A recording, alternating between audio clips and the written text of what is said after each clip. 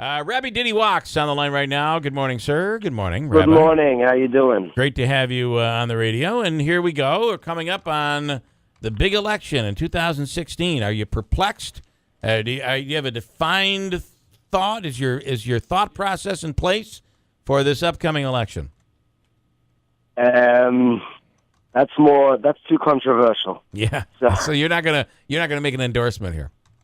No endorsements. I like to joke that my wife is going to make sure to get an Australian citizenship in case Hillary or Trump win. No, I'm just kidding. Yeah, But, it is the craziest choice we've ever had, right? I mean, I've never seen a presidential election quite like this one. I mean, I'm younger than you, but I also don't. I've never seen it like this. Very difficult election season. So you have an upcoming event. Talk about that. Okay, so thanks for having me. And we're holding a class with the JCC, the Jewish Community Center, in Utica, and I'll be presenting the class with with lawyer attorney Eva Perlman, and it's about the Jewish, the Jewish slant on the election, specifically two major issues: gun control and immigration. Okay. Two, I think, most hot-button issues. And it's just a fascinating course because it's a non-partisan course, but it really gives room for everybody, and it's the Jewish view. And when I say Jewish view, the Jewish view isn't one way or the other, and I think that's the logical view, is that it's very nuanced and there's room for both sides. There's room to argue that everyone should have a gun. There's room to say people shouldn't have guns. And then there's sort of and then there's also context. And you see, where do people live and stuff like that. It's different in every locale. So a lot of it discusses that, but it uses what's fascinating about the course and what has attracted so many thousands to this course is that it's all old Jewish sources dating back to the Talmud, which is 2,000 years ago, dating back to the Mishnah, which is 2,000 years ago, and you see, cases that they're discussing, legal cases that they're discussing that are so reminiscent of things going on today, and so it's a source of comfort knowing that this is not a new problem, this is not a new discussion. Yeah. There were rabbis who were pro everyone having a weapon, and then there were rabbis who sort of weighed the danger to the general population. So I think that it's a very sobering course in that way, and that's sort of what we're trying to bring and really allow everyone to come to their own conclusions, and I'm sure people already have conclusions and will probably keep with their side, but it allows everyone to explore it in that light. So is this is really a something that allows people to be an educated voter, right? Yeah, I would say so. I mean, I think most people who will come with a sort of view will probably leave with that same view, and probably, I'm assuming, and will be, reinforced. Their view will be reinforced. What troubles me personally, I'm not speaking on behalf of any organization, is very often you'll hear Jews or people of other religion, and they'll say, as a Jew, I have to be pro-life, or I have to be pro-choice, or I have to be anti-guns. And I don't think that in Judaism you can really find anything, because Judaism at the end of the day it's more than just a religion, but it's not socialism, but it's also not capitalism. It's none of those, because it's beyond that. It's not in that scope. So you can find within Judaism any form of government or any form of laws and legal system that you want and that you feel comfortable. So that's why the early socialists, a lot of them were Jewish, and it was based on their Jewish, the idea of fairness and all of that. And then a lot of the free market capitalists, because freedom and liberty is a very Jewish idea. So I just think that when people are very dangerously, in my opinion, use Judaism to further a specific cause that they came to without Judaism, it's very problematic.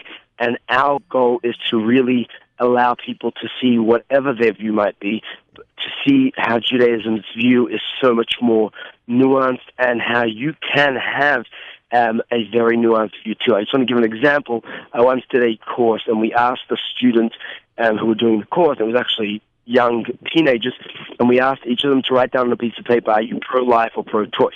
So obviously everybody wrote their opinion, and then we gave them 5 cases. And, like one case was a girl, who was raped and whatever. What do you think? And so everyone had to write what they thought should be done. And then we gave a different case of a woman who wanted to have a baby, everything like that. And in the 8th month, she decided that it wasn't convenient anymore. Should she be able to have it? And it was amazing because not one of the people in the course had all 5 cases ruling like their opinions. So they may have claimed to be pro-choice, but they weren't always pro-choice. Right. And they may have been pro-life, but they weren't always pro-life. And that's really the point. I don't think anybody is so partisan the way that we've now faced in America. If you say you're pro-life, well, then you must be pro-guns or something. I don't know how it works, but that's sort of the idea, and we're trying to break that. Again, this is through a more scholarly discussion through Jewish sources, but that's really the concept, and I think that's what we want to share. It's very interesting because the groups, let's take the NRA and let's take Planned Parenthood. So the pro-choice movement, they don't want to, in their negotiation, they don't want to give up anything. So even late-term abortion, we don't want to touch anything. Because if you touch one thing, that's just, it's like pulling out the block that everything will come crumbling down. Same thing on the gun rights fight. While both sides, whether it's pro-choice, pro-life, pro-Second Amendment, or pro-limits on our rights, both sides, I think the average person could see some concession all the way around on both issues. But the groups don't give in at all, and that makes us, ultimately at the end of the day, polarized, standing our ground, unwilling to negotiate.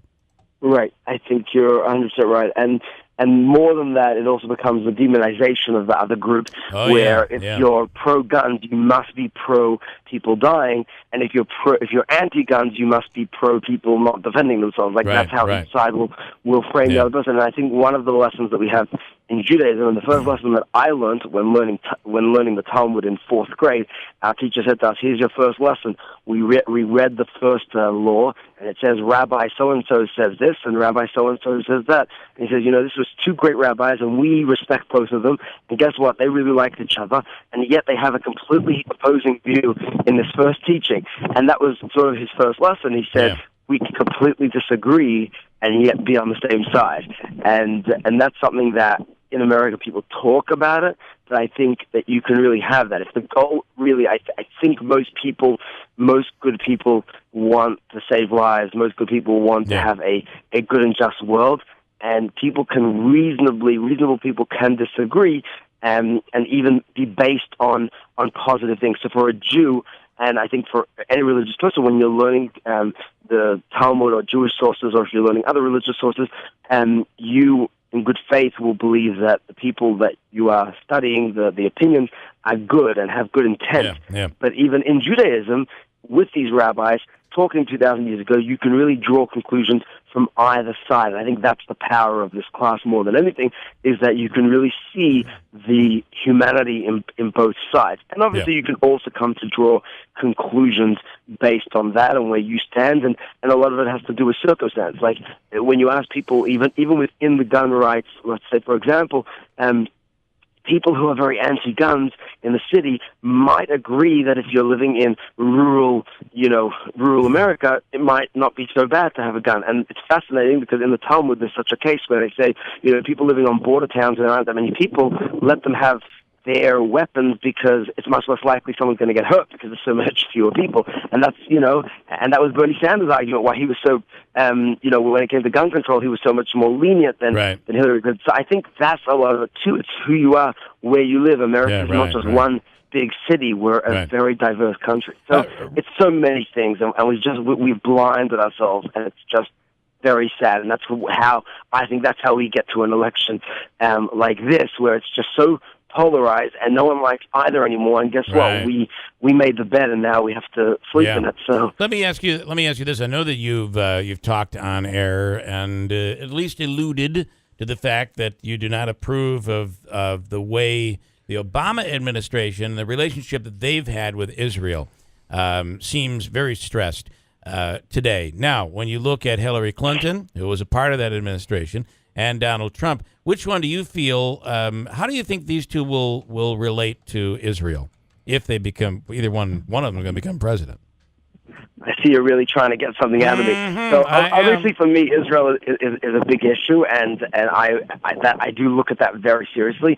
I think that there's personal things. Like I think Hillary Clinton is a friend of Israel. I think an administration, the Democratic Party today. I don't know. I mean, I know a lot of very involved Democrats who are very pro-Israel. So it really depends who she would choose to be part of her cabinet, and likewise Donald Trump. I mean, he has.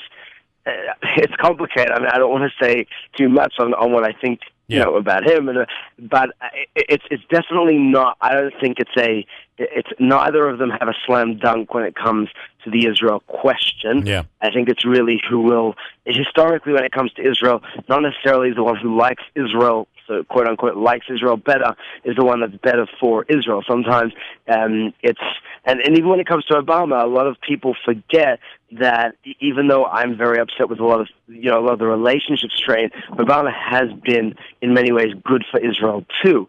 And so it's not always the one who's nice to Israel in a relationship kind of way that helps Israel. It can also be what actually happens on the ground, in terms of giving support and stuff like that. And Obama has been pretty good at that.